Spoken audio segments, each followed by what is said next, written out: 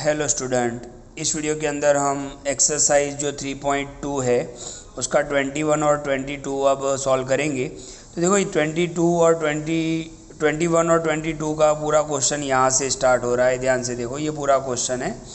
Okay, पहले आपको ये समझना है कि assume X Y Z W N P are matrix. आपको कितने मैट्रिक्स दिए हुए हैं? X Y Z W N P, यानी आपको 5 मैट्रिक्स दिए हुए हैं और उनका ऑर्डर भी दिया हुआ है कि एक्स मैट्रिक्स का ऑर्डर क्या होगा 2/n, वाई मैट्रिक्स का ऑर्डर क्या होगा 3/k, जेड मैट्रिक्स का ऑर्डर क्या होगा 2/p, डब्ल्यू मैट्रिक्स का ऑर्डर क्या होगा n/3 और p मैट्रिक्स का ऑर्डर क्या है p/k respectively. Choose the correct answer in question number 21 and 22। Okay, तो सबसे पहले हम 21 नंबर का क्वेश्चन देखते हैं। ध्यान से देखो, ये मैंने पेज पे लिख दिया है। तो 21 नंबर का क्वेश्चन क्या है? The restriction on n, k and p so that py plus wy will be defined are dash। Okay, तो ध्यान से देखो। अच्छा, ये यहाँ पर मैंने पांचों मैट्रिक्स लिख दी है जो आपको क्वेश्चन में यहाँ पे दिए हुए हैं, राइट। ओके, हर एक का ऑर्डर मैंने लिख दिया है कि x मैट्रिक्स का ऑर्डर क्या है 2/n, y मैट्रिक्स का ऑर्डर क्या है 3/k, z मैट्रिक्स का ऑर्डर क्या है 2/p, W मैट्रिक्स का ऑर्डर क्या है n/3 और P मैट्रिक्स का ऑर्डर क्या है p/k। अच्छा, इस 21 के हम ऑप्शन भी देख लेते हैं। तो ऑप्शन क्या है? k = 3, p = n। k is arbitrary यानी constant, p = 2, p is arbitrary यानी p is constant, k = 3 and k = 2, p = 3। ये चार ऑप्शन है। ऑप्शन मैंने आपको बता दिए। अब हम थोड़ा डिस्कस कर लेते हैं। ध्यान से देखो, py प्लस wy दिया हुआ है तो मैंने यहाँ पे लिख दिया।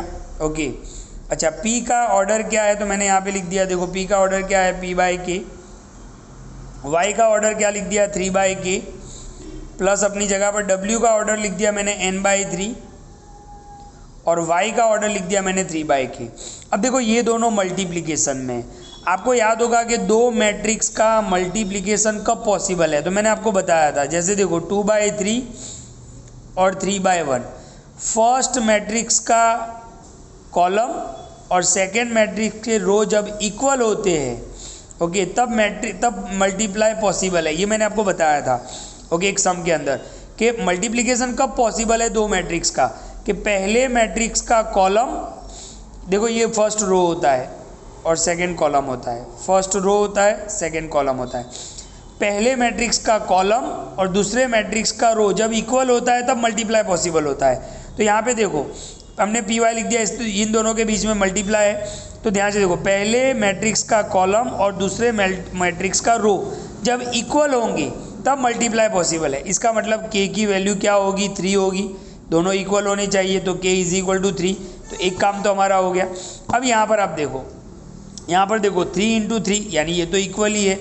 ओके, तो अब मैं इसको आगे क्या लिख सकता हूँ? तो देखो, k तो इक्वल ही है। अब इन दोनों का आप मल्टीप्लाई करोगे तो आपको कौन सा मैट्रिक्स, कौन सा रो मिलेगा? देखो p × k।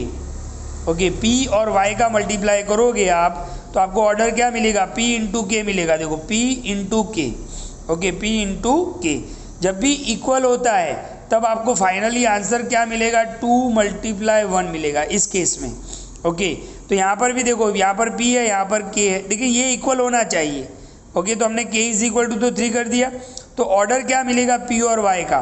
तो देखो, मैंने py लिख दिया है मल्टीप्लाई, तो p × k मिलेगा, p × k, फिर प्लस यहाँ पर तो 3 इक्वल ही है, तो w और y का ऑर्डर क्या मिलेगा? n × k। अच्छा, प्लस आ गया। अब आप समझ सकते हो कि प्लस हम कब कर सकते हैं। देखो, मैट्रिक्स का हम प्लस कब कर सकते हैं? तो ध्यान से देखो, 2 0 1 2 प्लस 3 0 1 2, इसका हम प्लस कर सकते हैं क्योंकि इसका ऑर्डर भी 2/2 है, इसका ऑर्डर भी 2। तो प्लस और माइनस करने के लिए ऑर्डर सेम होना चाहिए। तो इसका मतलब ये हुआ कि इन दोनों का प्लस करना है तो ये दोनों चीज़ें इक्वल होगी। ओके, तो देखो, k किसके बराबर हो जाएगा?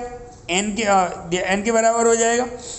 देखो, ध्यान से देखना, ये दोनों इक्वल होंगे, ये दोनों क्या हो जाएंगे? इक्वल हो जाएंगे। ओके, कि p × k = n × k। तो दोनों तरफ से क्या हो जाएगा? k कैंसिल हो जाएगा और p किसके बराबर हो जाएगा? n। देखो मैट्रिक्स का प्लस आपको करना हो तो इसका मतलब ये हुआ कि ये दोनों ऑर्डर इक्वल होने चाहिए। जैसे मैंने बताया ना 2/2 2/2, तो हमने दोनों को कंपेयर कर दिया, तो यहाँ से के कैंसिल हो जाएगा और p इज इक्वल टू क्या हो जाएगा n। तो p is equal to n और k तो यहाँ पर ही 3 हो गया था, तो ऑप्शन कौन सा आएगा, तो ऑप्शन फर्स्ट आएगा। देखो k is equal to 3, p is equal to n, तो आपका कौन सा ऑप्शन ए राइट होगा। तो आपको दो चीज़ें याद रखनी है। मल्टीप्लिकेशन के लिए क्या याद रखना है कि अगर आपके पास m मल्टीप्लाई, पहला मैट्रिक्स आपके पास m/n है, दूसरा मैट्रिक्स आपके पास a/b है, तो ये दोनों सेम होने चाहिए। और अगर प्लस माइनस करना हो तो दोनों ही इक्वल होने चाहिए। तो ये था आपका क्वेश्चन नंबर 21। वीडियो को ध्यान से देखें और बिल्कुल क्लियर करें।